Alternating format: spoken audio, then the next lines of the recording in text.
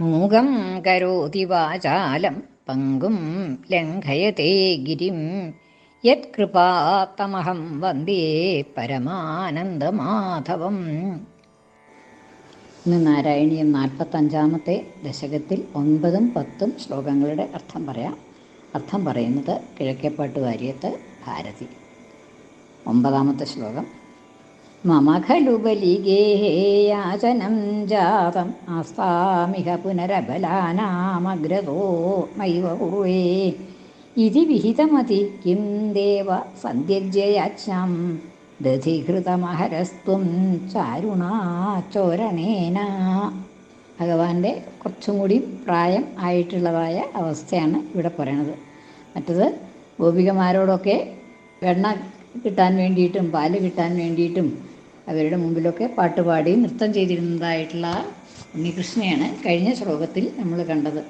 ഇനി ഈ ശ്ലോകത്തിൽ ആ ഗോപികമാരോട് ചോദിച്ച് എണ്ണയും പാലും ഒക്കെ ഭക്ഷിക്കുക എന്നുള്ളതായിട്ടുള്ള അവസ്ഥ മാറിയിട്ട് കുറച്ചും കൂടി പ്രായം ആയി എന്നുള്ളതാണ് ഇവിടെ പറയണത്. മമ ഖലു ബലിഗേഹേ, ബലിഗേഹേ മഹാബലിയുടെ ഗൃഹത്തിൽ, മമ എനിക്ക് യാചനം ജാതം, യാചന എന്നുള്ളതുണ്ടായി. മഹാബലിയോട് 3 അടി മണ്ണ് ഇരുന്ന് തപസ് ചെയ്യാനായിട്ട് 3 അടി മണ്ണ് വേണം എന്ന് പറഞ്ഞ് യാചിച്ചിട്ടാണല്ലോ 3 ലോകങ്ങളും 3 അടിയായിട്ട് അളന്ന് 3 ലോകങ്ങളും അളന്നു. അത് കഴിഞ്ഞ് 3ാമത്തെ അടി വയ്ക്കാനായിട്ട് സ്ഥലമില്ലാണ്ടായപ്പോൾ ശിരസിൽ വെച്ചോളാൻ പറഞ്ഞ് പാതാളത്തിലേക്ക് താഴ്ത്തി എന്നൊക്കെയാണല്ലോ കഥ. അപ്പം അങ്ങനെ ബലിയുടെ ഗൃഹത്തിൽ എനിക്ക് യാചിക്കേണ്ടതായിട്ട് വന്നു. അത് പോട്ടെ എന്നാണ്. ആസ്താം, അതവിടെ ഇരിക്കട്ടെ. ഇഹ ഖലു ഇവ, ഇഹ ഇവിടെ, പുനരബലാനാമഗ്രതോ നൈവ കുർവേ. അബലാനാമഗ്രത, അബലകളുടെ മുമ്പിൽ, സ്ത്രീകളുടെ മുൻപിൽ. അബല എന്നുള്ളത് സാധാരണ സ്ത്രീ എന്നുള്ളതായിട്ടുള്ള അർത്ഥത്തിൽ പ്രയോഗിക്കാറുണ്ട്. ഇഹ പുനഃ, ഇവിടെയാകട്ടെ, വീണ്ടും ഇവിടെയാകട്ടെ. അബലാനാം അഗ്രത, ഈ സ്ത്രീകളുടെ മുമ്പിൽ. നൈവ കുർവേ, ഞാനത് ചെയ്യില്ല. ന ഏവ കുർവേ, എനിക്കത് ചെയ്യാൻ വയ്യ. ഇനി ഈ അവിടെ മഹാബലിയുടെ മുമ്പിൽ ഞാൻ യാചിക്കുകയുണ്ടായി, അത് പോട്ടെ. ഇവിടെ ഈ അബലകളുടെ സ്ത്രീകളുടെ മുമ്പിൽ ഞാൻ എങ്ങനെയാ യാചിക്കുക? അത് വയ്യ, തീർച്ച ഞാനത് ചെയ്യില്ല. ഇതി എന്നിങ്ങനെ, വിഹിതമതിഹി നിശ്ചയിച്ച മനസ്സോടു കൂടിയവനായിട്ട്, ഇത് ഇങ്ങനെ മനസ്സിൽ ഉറപ്പിച്ചുകൊണ്ടാണോ? കിം, ചോദ്യാണ്. ഇത് വിഹിതമതി കിം, ഇങ്ങനെ ചിന്തിച്ചിട്ടാണോ, ഇങ്ങനെ ഉറപ്പിച്ചിട്ടാണോ? ദേവ സന്ധ്യജ്യ യാചനാം, യാചനയെ ഉപേക്ഷിച്ചിട്ട്, സന്ധ്യജ്യ ഉപേക്ഷിച്ചിട്ട്, യാചന യാചന, യാചന ഉപേക്ഷിച്ചിട്ട്, അതായത് ഗോപസ്ത്രീകളോട് യാചിക്കാനായിട്ട് പോയിരുന്നു. വെണ്ണം വേണം, തൈര് വേണം എന്നൊക്കെ പറഞ്ഞ് ചോദിക്കാറുണ്ട്. അത് നിർത്തി. ഇത് സന്ധ്യജ്യ യാചനാം, യാചനയെ ഉപേക്ഷിച്ചിട്ട്, ദധിഘൃതം അഹരസ്ത്വം, ദധി തൈര് ഘൃതം നെയ്യ് തുടങ്ങിയതൊക്കെ അഹരഹ ത്വം അങ്ങ് അപഹരിച്ചു. അവിടെയൊക്കെ ചെന്നിട്ട് യാചിക്കാൻ വയ്യ എന്ന് വിചാരിച്ചിട്ട് അങ്ങ് ദധിഘൃതം അഹരഹ ത്വം, അങ്ങ് ദധിയും ഘൃതവും ഒക്കെ അപഹരിക്കാൻ തുടങ്ങിയത് ഇങ്ങനെ വിചാരിച്ചിട്ടാണോ? ഇനി യാചിക്കാൻ വയ്യ ഈ സ്ത്രീകളുടെ മുമ്പിൽ എന്ന് വിചാരിച്ചിട്ടാണോ? ചാരുണാ ചോരണേന, എങ്ങനെയാണത്?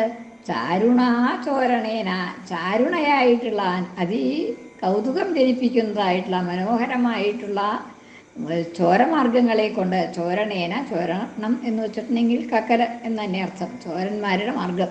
ചോരണേന, ചോരണം കൊണ്ട്, ദധിഘൃതം അഹരഹ, ദധിഘൃതം തുടങ്ങിയവ അങ്ങ് ഹരിച്ചു തുടങ്ങി. അത് ഈ സ്ത്രീകളുടെ മുമ്പിൽ യാചിക്കാൻ വയ്യ എന്ന് വിചാരിച്ചിട്ടാണോ എന്നാണ്. അവിടെ ആ 2 പദങ്ങളുടെ പ്രയോഗമുണ്ട്. മമഖലു ബലിഗേഹേ, ബലി എന്നുള്ളതിന് മഹാബലി എന്നുള്ള അർത്ഥമുണ്ട്. പിന്നെ ബലമുള്ളവൻ, ശക്തിയുള്ളവൻ എന്നുള്ള അർത്ഥമാണ്. അപ്പോൾ ശക്തന്മാരുടെ മുമ്പിൽ യാചിക്കാം. പക്ഷേ ഇവിടെ ഞാൻ യാചിക്കേണ്ടി വരുന്നത് അബലകളുടെ മുമ്പിലാണ്. അബല എന്ന് വെച്ചാൽ ബലമില്ലാത്തവർ എന്നർത്ഥം. അപ്പോൾ ബലിയുടെ ഗൃഹത്തിൽ യാചിച്ചിരുന്നത് പോട്ടെ, ഇനി ഇവിടെ ഞാൻ ഈ അബലകളുടെ ഗൃഹത്തിലും പോയി യാചിക്കണോ? അപ്പോൾ അതുകൊണ്ട് അബല എന്ന് വെച്ചാൽ ബലമില്ലാത്തവർ എന്ന്. അപ്പം അങ്ങനെ ഈ ബലമില്ലാത്തവരുടെ മുമ്പിൽ ഞാൻ യാചിക്കണോ എന്ന് വിചാരിച്ചിട്ടാണോ അങ്ങ് ചാരുണാചോരണേന, ചാരുണയായിട്ടുള്ള മനോഹരമായിട്ടുള്ള ചോരണമാർഗത്തിൽ കൂടി, കക്കൽ എന്നുള്ളതായിട്ടുള്ള ആ മാർഗത്തിൽ കൂടി ദധിഘൃതം അഹരഹ, പാലും തൈരും നെയ്യും ഒക്കെ അപഹരിക്കാൻ തുടങ്ങി. ദധിഘൃതം അഹരഹ ത്വം ചാരുണാചോരണേന എന്ന്. മമ ഖലു ബലിഗേഹ, എനിക്ക് ബലിഗേഹേ ബലിഗൃഹത്തിൽ യാചനം ജാതം ആയി ഉണ്ടായിട്ടുണ്ട്. യാചനം എന്നുള്ളത് ബലിയുടെ ഗൃഹത്തിൽ, മഹാബലിയുടെ ഗൃഹത്തിൽ ഞാൻ യാചിച്ചിട്ടുണ്ട്, അല്ലെങ്കിൽ ബലിയുടെ ഗൃഹത്തിൽ ഞാൻ യാചിച്ചിട്ടുണ്ട്. അവിടെ ബലി എന്നുള്ളത് രണ്ടർത്ഥത്തിലും, മഹാബലിയുടെ എന്നുള്ളതും ആവാം, ബലിയുടെ ഗൃഹത്തിൽ, ബലമുള്ളവൻ്റെ ഗൃഹത്തിൽ എന്നുള്ള അർത്ഥമാവാം. അസാം അതിരിക്കട്ടെ. ഇഹ ഇവിടെയാകട്ടെ പുനഃ അബലാനാമഗ്രത, അബലകളായിട്ടുള്ള ഈ സ്ത്രീകളുടെ, ബലമില്ലാത്തവരുടെ, ബലിയുടെ മുമ്പിൽ ബലമുള്ളവൻ്റെ മുമ്പിൽ യാചിക്കാം, പക്ഷെ ബലമില്ലാത്തവരുടെ മുമ്പിൽ യാചിക്കണതൊരു കുറവല്ലേ?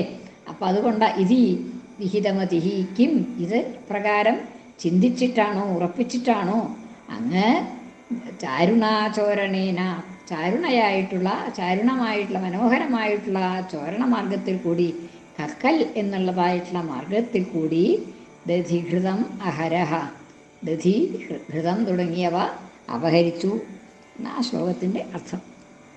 അടുത്ത ശ്ലോകം. തവ ദധിഘൃതമോഷേ ഘോഷയോഷാജനാനാം അഭജത ഹൃദി രോഷോ നാവകാശം ന ശോക ഹൃദയമഭിമുഷിത്വാ ഹർഷസിന്ധൗ ന്യഥാസ്ത്വം സമമ ശമയരോഗൻ വാതഗേഹാധിനാഥ. ഇനി ഇങ്ങനെ വെണ്ണയും പാലും തൈരും ഒക്കെ കട്ടതുകൊണ്ട് ഗോപസ്ത്രീകൾക്ക് ഒരു മുഷിച്ചിലും ഉണ്ടായില്ല എന്ന് പറയുകയാണ് ഈ ശ്ലോകത്തിൽ. തവ ദധിഘൃതമോഷേ, അങ്ങയുടെ ഈ ദധിഘൃതം തുടങ്ങിയവ കക്കുന്നത് കൊണ്ട്, മോഷ കൽക്കല്, ദധിഘൃതം തുടങ്ങിയവയുടെ കക്കലിൽ കൂടി അവ അപഹരിച്ചു കൊണ്ടുപോയി ഭക്ഷിച്ചതുകൊണ്ട് ഘോഷയോഷാജനാനാം, ഘോഷത്തിലെ, ഘോഷം എന്ന് വെച്ചാൽ അമ്പാടി, പശുക്കളെ വളർത്തുന്നതായിട്ടുള്ള ആ സെറ്റിൽമെൻറ്റ്, അവിടെ ഘോഷയോഷാജനാനാം, ഘോഷത്തിലെ അമ്പാടിയിലെ യോഷാജനാനാം, യോഷാ സ്ത്രീജനങ്ങൾക്ക്, ഘോഷത്തിലെ സ്ത്രീജനങ്ങൾക്ക്, യോഷാ സ്ത്രീ, യോഷാജനാനാം അഭജത ഹൃദി രോഷഃ അവകാശം ന ശോകഃ, ശോകഃ രോഷഃ അവകാശം ന അഭജത. ഹൃദയത്തിൽ, അവരുടെ ഹൃദയത്തിൽ രോഷഃ അവകാശം ന അഭജത, രോഷം, കോപം ഉണ്ടായില്ല അവർക്ക്. അതുകൊണ്ടൊന്നും അങ്ങയുടെ മേൽ ഒരു രോഷവും ഉണ്ടായില്ല. രോഷവും ന അഭജത, രോഷം ഭജിച്ചില്ല, രോഷം അവരുടെ ഹൃദയത്തിൽ ഉണ്ടായില്ല എന്നാണ്. പിന്നെ ന ശോകഃ, സങ്കടം ഉണ്ടായില്ല, കോപം ഉണ്ടായില്ല, സങ്കടം ഉണ്ടായില്ല, അതുകൊണ്ടൊന്നും അവർക്കൊരു വിരോധം ഉണ്ടായില്ല എന്നാണ്. ഹൃദയമഭിമുഷിത്വ ഹർഷസിന്ധൗ യഥാസ്ത്വം, അങ്ങ് ഹൃദയം അഭിമുഷിത്വ, ഇനി പാലും വെണ്ണയും മാത്രമൊന്നുമല്ല, ഹൃദയമഭി, അവരുടെ ഹൃദയം തന്നെ അപഹരിച്ചു എന്നാണ്. മുഷിത്വ കട്ടിട്ട്, ഹൃദയം അഭിമുഷിത്വ, ഹൃദയത്തെയും അവരുടെ മനസ്സിനെ പോലും കട്ടിട്ട് അപഹരിച്ചിട്ട് അങ്ങ് ഹൃദയമഭിമുഷിത്വ ഹർഷസിന്ധൗ ന്യഥാഹ, ഹർഷസിന്ധൗ ന്യഥാഹ, ഹർഷസിന്ധുവിൽ, സന്തോഷസാഗര, സിന്ധു എന്ന് വെച്ചാൽ സാഗരം, ഹർഷസിന്ധുവിൽ സന്തോഷസാഗരത്തിൽ തന്നെ ന്യഥാഹ അങ്ങയെ ആക്കി തീർത്തു, അവരെ ആക്കി തീർത്തു, അങ്ങ് അവരെ സന്തോഷസാഗരത്തിൽ മുക്കി എന്ന്. സമമ ശമയരോഗൻ സഹ മമ, സഹ അപ്രകാരമുള്ള അങ്ങ് ത്വം മമ രോഗാൻ ശമയ, എൻ്റെ രോഗങ്ങളെ ശമിപ്പിച്ചാലും, വാതഗേഹ അധിനാഥ, അല്ലയോ ഗുരുവായൂരപ്പ, അപ്രകാരമുള്ള അങ്ങ് എൻ്റെ രോഗങ്ങളെ നശിപ്പിച്ചാലും, മമ രോഗാൻ ശമയ, എൻ്റെ രോഗങ്ങളെയെല്ലാം ശമിപ്പിച്ചാലും, തവ ദധിഘൃതമോഷി, അങ്ങയുടെ ഈ തൈരും നെയ്യും ഒക്കെ കവരുന്നതായിട്ടുള്ള ആ പ്രവൃത്തിയിൽ, ഘോഷയോഷാജനാനാം, ഘോഷത്തിലെ അമ്പാടിയിലെ യോഷാജനങ്ങൾക്ക് സ്ത്രീജനങ്ങൾക്ക് ഹൃദി അവരുടെ ഹൃദയത്തിൽ രോഷ ന അവകാശം അഭജത, രോഷത്തിന് അവകാശമുണ്ടായില്ല, സ്ഥാനം ലഭിച്ചില്ല. രോഷത്തിന് അവിടെ കുടികൊള്ളാൻ സാധിച്ചില്ല. അവരുടെ ഹൃദയത്തിൽ രോഷത്തിന് സ്ഥലമുണ്ടായില്ല എന്ന് പറഞ്ഞാൽ അവർക്ക് ഹൃദയത്തിൽ രോഷം ഉണ്ടായില്ല. രോഷം മാത്രമല്ല, ശോകവും ഉണ്ടായില്ല. രോഷവും ഉണ്ടായില്ല, ശോകവും ഉണ്ടായില്ല. അവർക്ക് ദുഃഖം ഉണ്ടായില്ല, ദേഷ്യം ഉണ്ടായില്ല എന്നാണ്. അങ്ങ് ഈ വെണ്ണയും പാലും ഒക്കെ കെട്ടുപിടിച്ചു എന്നുള്ളത് കൊണ്ട് അവർക്ക് അതിൽ ഒട്ടും തന്നെ വിഷമം ഉണ്ടായില്ല. ശോകവും രോഷവും ഒന്നും ഉണ്ടായില്ല. ഹൃദയം അഭിമുഷിത്വ എന്നല്ല, അങ്ങ് അവരുടെ ഹൃദയത്തെ പോലും അപഹരിച്ചു. പാലും വെണ്ണയും മാത്രമൊന്നുമല്ല, ഹൃദയം അഭിമുഷിത്വ, ഹൃദയത്തെ പോലും അവരുടെ മനസ്സിനെ പോലും അപഹരിച്ചിട്ട് ഹർഷസിന്ധൗ ന്യഥാഹ, ഇനി അപഹരിച്ചു എന്ന് മാത്രമല്ല മുക്കം ചെയ്തു എന്നാണ്. സമുദ്രത്തിൽ മുക്കം ചെയ്തു എന്നാണ്. സിന്ധൗ ന്യഥാഹ, എന്തിൻ്റെ സിന്ധുവാണ് അവിടെ? ഹർഷസിന്ധൗ, ഹർഷമാവുന്ന സിന്ധു, ഹർഷമാവുന്ന ആനന്ദ സാഗരത്തിൽ മുക്കി അവരെ എന്നാണ്. ഹർഷസിന്ധൗ ന്യഥാസ്ത്വം, ന്യഥാഹ നിക്ഷേപിച്ചു, അവരെ ആനന്ദസാഗരത്തിൽ ഇട്ടു, ആനന്ദസാഗരത്തിൽ മുക്കി എന്നർത്ഥം. അപ്രകാരമുള്ള അങ്ങ് ത്വം, അപ്രകാരമുള്ള അങ്ങ് മമ രോഗാൻ പ്രശമയ, എൻ്റെ രോഗങ്ങളെ ശമിപ്പിച്ചാലും, മമ ശമിപ്പിച്ചാലും, എൻ്റെ രോഗങ്ങളെ ശമിപ്പിച്ചാലും വാതഗേഹാധിനാഥ, അല്ലയോ ഗുരുവായൂരപ്പ, അപ്രകാരമുള്ള അങ്ങ് എൻ്റെ രോഗങ്ങളെ ശമിപ്പിച്ചാലും എന്ന് 10ാമത്തെ ശ്ലോകം. 2 ശ്ലോകവും ഒന്നും കൂടി ചൊല്ലാം. മമ ഖലു ബലിഗേഹേ യാചനം ജാതം ആസ്താം ഇഹ പുനരബലാനാമഗ്രതോ നൈവ പൂർവേ ഇതി വിഹിതമതിക്കും ദേവസന്ധ്യജയാച്ഛനം ദധിഘൃതമഹരസ്ത്വം ചാരുണാചോരണേന. കൃഷ്ണാർപ്പണം. മലയാള പരിഭാഷ. ബലിയുടെ ഭവനത്തിൽ ഭിക്ഷയാചിച്ചു ഞാനും, അബലകളുടെ മുന്നിൽ വീണ്ടുമാ വേലയില്ല.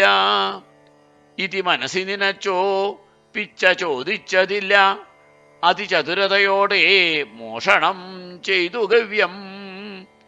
തവ ദധിഘൃതമോഷേ ക്രോഷയോഷാ ജനാനാമഭജത ഹൃദിരോഷോ നാവകാശം ന ശോക ഹൃദയമഭിമുഷിത്വാ ഹർഷസിന്ധൗന്യഥാസ്ത്വം സമമശമയരോഗൻ പാതഗേഹാധിനാഥ.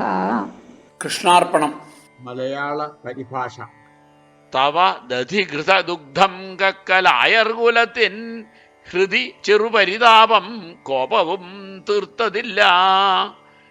ഹൃദയമതു കവർന്നു മുക്കി മോദാബ്ധിയിൽ നീ, അതുവിധമിനി രോഗം മാറ്റുകൻ വാതനാഥ. സർവത്ര ഗോവിന്ദനാമ സങ്കീർത്തനം. ഗോവിന്ദ ഗോവിന്ദ.